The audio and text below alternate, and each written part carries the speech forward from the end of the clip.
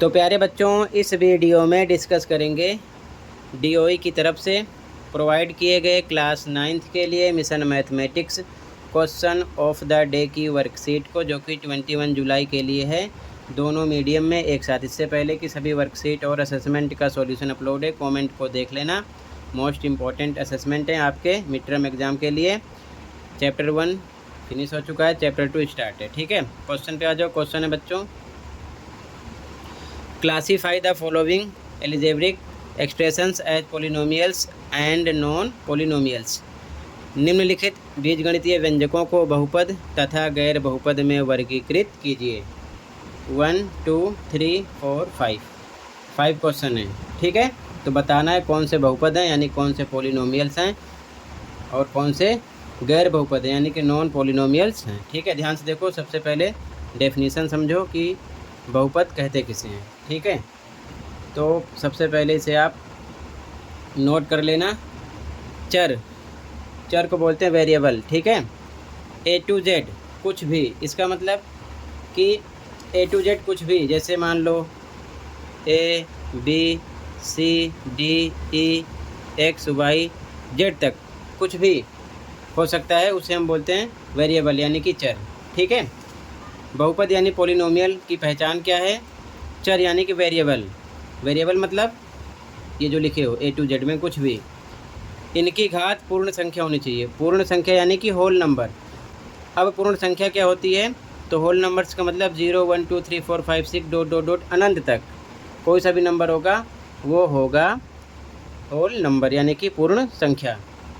तो A to Z में किसी भी वेरिएबल की घात पूर्ण संख्या होनी चाहिए। ठीक है, यानी A to Z में किसी भी वेरिएबल की पावर पूर्ण संख्या होनी चाहिए। ठीक है, एग्जाम्पल जैसे p² + 6, तो यहाँ पर p वेरिएबल है, इसकी घात है 2, जो कि पूर्ण संख्या है, इसलिए क्या है?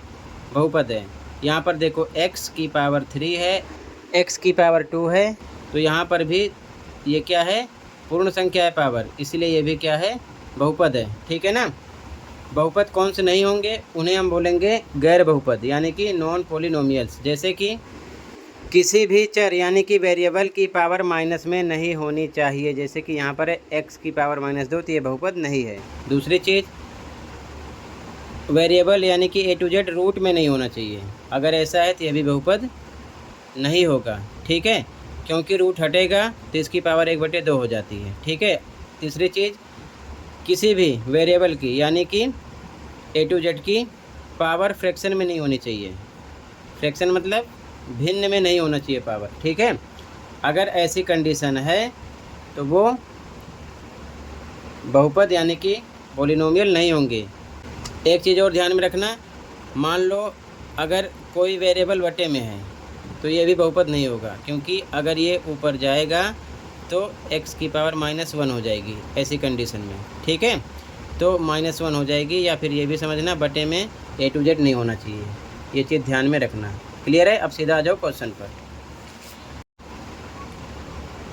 अब इसके बाद में बच्चों आपको क्वेश्चन लिखना है। हिंदी मीडियम वाले हिंदी में लिखेंगे क्वेश्चन, इंग्लिश मीडियम वाले इंग्लिश में क्वेश्चन लिखेंगे। तो ये 5 क्वेश्चन है, इनका सॉल्यूशन मैं डिस्कस कर रहा हूँ। क्वेश्चन नोट कर लेना यहाँ से। ठीक है, अब देखो ध्यान से। पहला है y की पावर 5 + 4, तो यहाँ पर देखो y वेरिएबल है, यानी कि चर है, इसकी पावर 5 है, जो कि एक पूर्ण संख्या है, यानी कि होल नंबर है। ठीक है, तो ये आपका बहुपद है। तो हिंदी में लिखोगे ये बहुपद है, इंग्लिश मीडियम वाले बच्चे लिखेंगे इट इज़ पोलिनोमियल। ठीक है, सेकेंड क्वेश्चन लिख लिया। यहाँ पर देखो n की पावर, n क्या है? वेरिएबल है, यानी कि चर है, इसकी पावर पूर्ण संख्या है, लेकिन यहाँ पर n की पावर -2 है, तो माइनस में पावर नहीं होनी चाहिए। ठीक है, इसलिए बच्चों ये गैर बहुपद है। ठीक है, इंग्लिश में लिखोगे इट इज़ नॉन पोलिनोमियल। ठीक है, पावर माइनस में नहीं होनी चाहिए। अगला 5/x + 3y - 2, तो यहाँ पर देखो x बटे के नीचे आ गया। ठीक है, ये x ऊपर जाएगा तो x की पावर माइनस में हो जाएगी। ठीक है, इस प्रकार से ये चीज़ ध्यान में रखना। तो बटे में भी वेरिएबल नहीं होना चाहिए, इसलिए ये गैर बहुपद है, लिखोगे it is non polynomial English में, हिंदी में ये गैर बहुपद है। अगला यहाँ पर देखो 2x⁴ ये पूर्ण संख्या है, -7x² ये भी पूर्ण संख्या है, प्लस x/3 नीचे नंबर चलेगा लेकिन वेरिएबल यानी कि A to Z नीचे नहीं होना चाहिए। तो यहाँ ये भी ऊपर है, इसकी पावर 1 है, तो x⁴ है, यहाँ पर 2 है, यहाँ पर 4 है, तो इसलिए ये बहुपद है। इंग्लिश में लिखो इट इज़ पॉलिनोमियल।